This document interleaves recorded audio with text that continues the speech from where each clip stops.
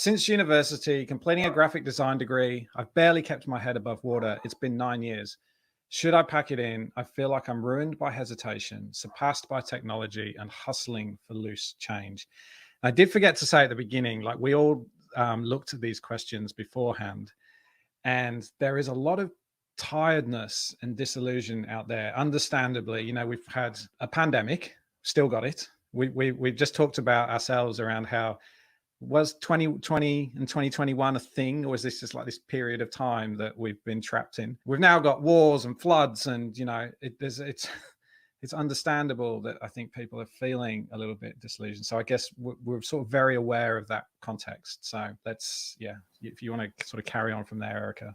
Yeah, brilliant. Thanks, Andy. And I think, yeah, this one sounds tough and exhausting, and it sounds like it's even longer than the COVID fatigue that we've all been experiencing as well. So I think here's where I'm going to be a really frustrating psychologist, and we never give that direct advice that you're looking for, because I think in order to make a decision like this, you need to be really comfortable with how you've landed on it as well. So I think first up, acknowledge this is a tough decision, because if it wasn't, you would have made it already. So there's obviously parts of the job that you love, but there's also parts of the job that are really stressful or really frustrating for you. So I think to help make some of those big decisions, it's really important to try a couple of things. So firstly, just stepping back and looking at what you want out of your life as a whole, and really looking at whether you're on the track to get there.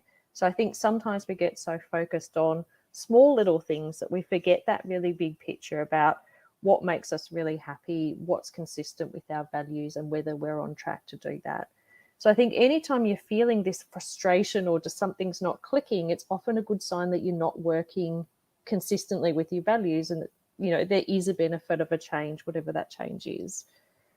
I think on a bit more of a practical level, sketching out the pros and cons of both staying where you are and a change is really helpful. So I think really looking at what you get from being where you are, what it's costing you, and also what you get for leaving and what that's going to cost you. I think really looking at things that you love about this kind of career, it might be that there's elements around creativity or innovation that you can take easily to somewhere else as well, where you're feeling it's kind of clicking a bit better. And I think it's also important that, you know, you reach out within your networks and maybe you go to the trenches, but just chat through around whether your expectations are being realistic as well. Because I think sometimes we can get really frustrated about where we're at in our career if we're kind of putting too much of a load on ourselves, or we're expecting too much of ourselves at any one point.